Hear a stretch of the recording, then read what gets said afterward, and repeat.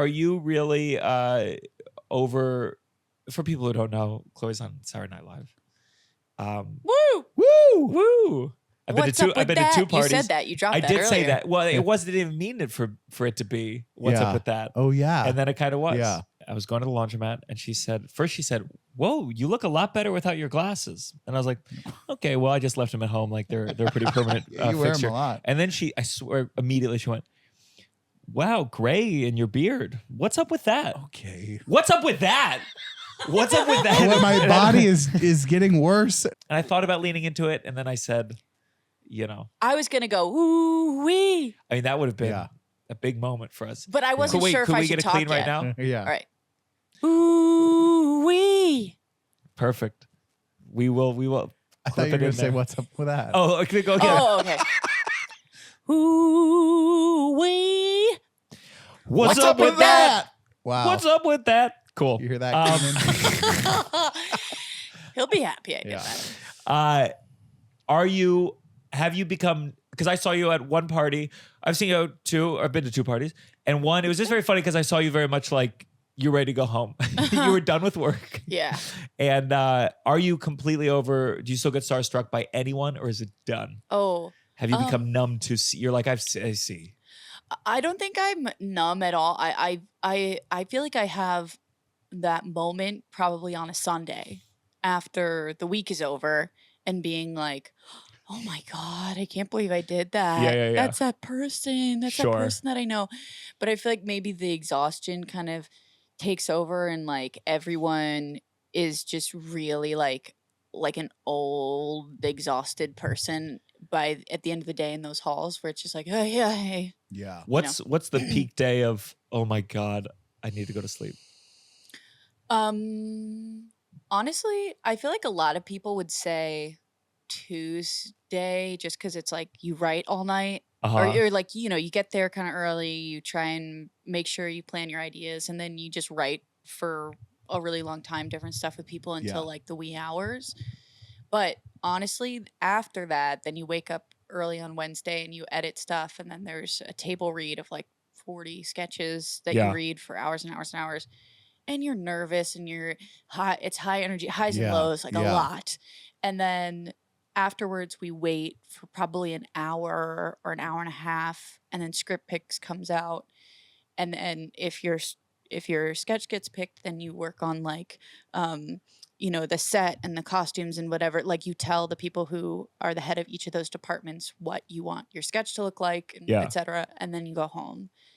And that's the day where I'm like, I need a drink and I need to go to bed. Yeah, that's big from Tuesday to end of Wednesday is a lot. So like come Wednesday morning, like you're already kind of exhausted. So Wednesday night, I feel like is the night that is just like, I cannot wait. Because it's also, there's high emotional energy the whole day of like, I'm nervous to do my thing. I'm about to shoot out of a cannon with a crazy idea. And it's like, it could be a success or it could like totally bomb. Tell me, because we've all seen the James Franco documentary. Oh yeah. It's very stressful.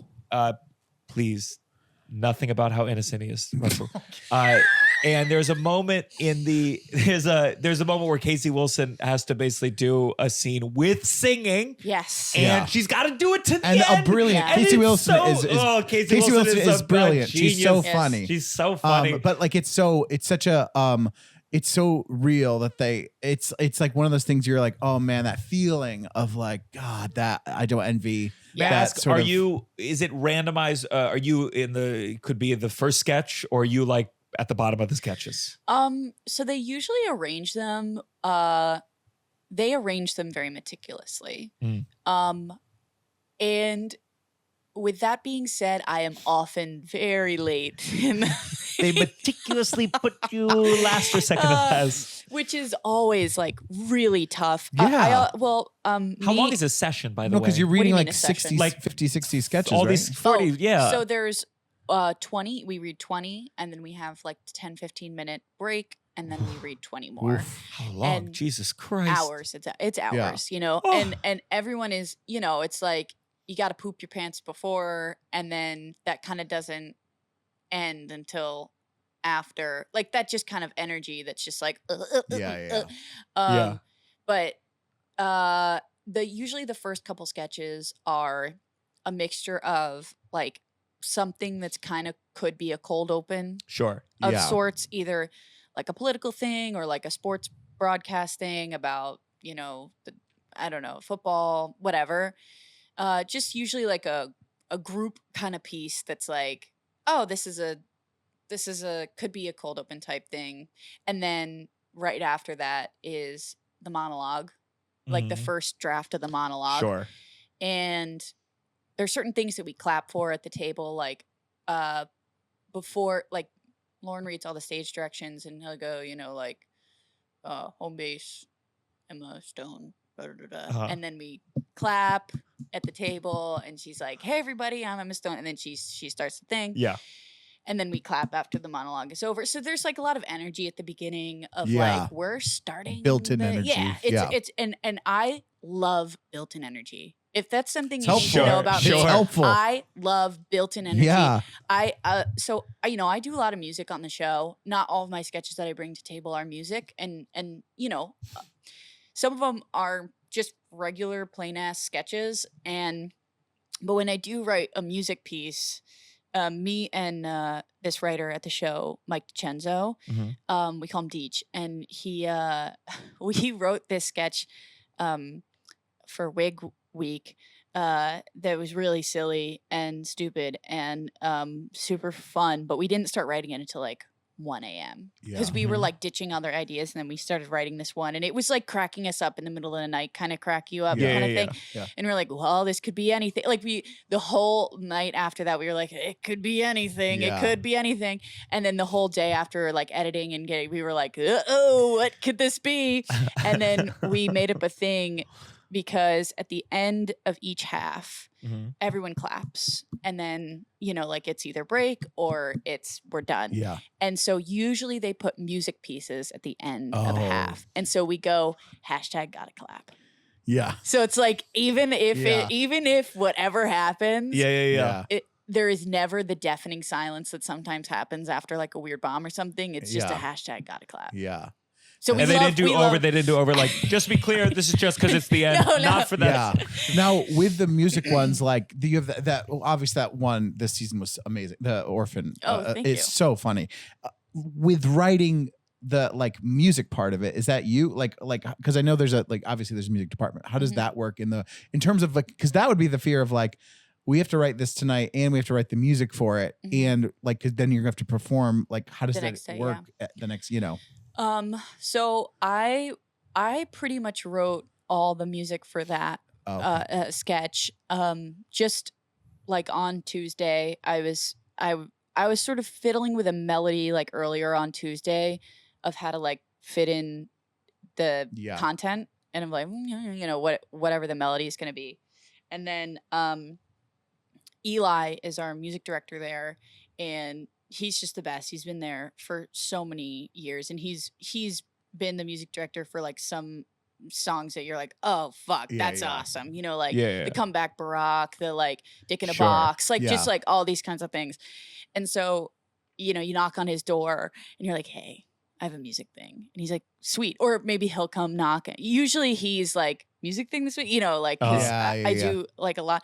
And then he was like, I was like, so this is what it is, whatever. And I think it's kind of like a Michael McDonald kind of like thing, whatever. And Mikey Day and Streeter Seidel helped write that sketch with me.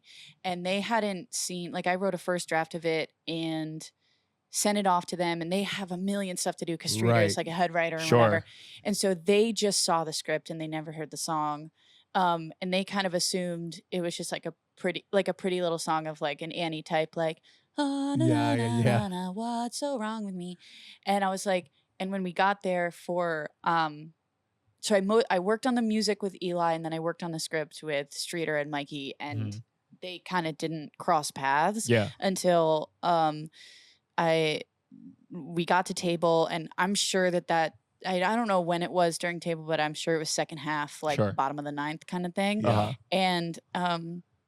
And I like I remember before that, Mikey was like, you know, me and Street are like, you know, we kind of we bomb all the time, so it's like, you know, nothing to be afraid of, and like whatever, always a good feeling. It was like, but it was like in the sweetest way that he could have said, being like, nothing matters, dude. Like this is great. Like this is really funny. Like, and it was my first really like big thing at a table that had any kind of singing. I had done another thing like the first week that was very fun too, but it had no singing, so nobody really like knew about that element. And so then when I started singing the song, when Mikey sits next to me at table, he was like he just didn't know what the song sounded like at all, and I think that like everyone was kind of elated by the difference, just like the juxtaposition of the tone of it and then what the song sounded like. And so it was cool that I was working on it with two kind of groups of people, and then they all finally heard it at the same time as I was doing it.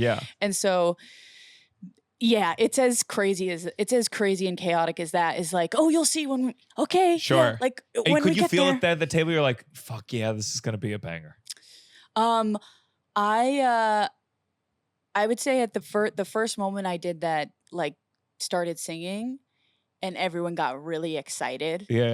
I was like, this is so cool. This is like epically cool. Like I will not ever forget this feeling. And everyone was just like so fucking cool. Like during it and after that, they were like, you can sing.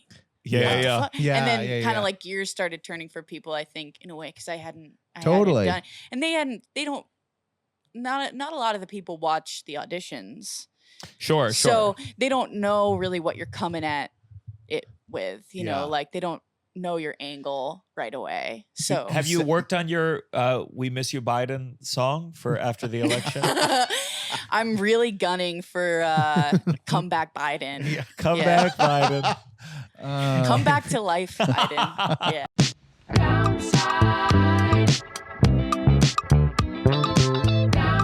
You're listening to The Downside. The Downside. With Gianmarco Soresi.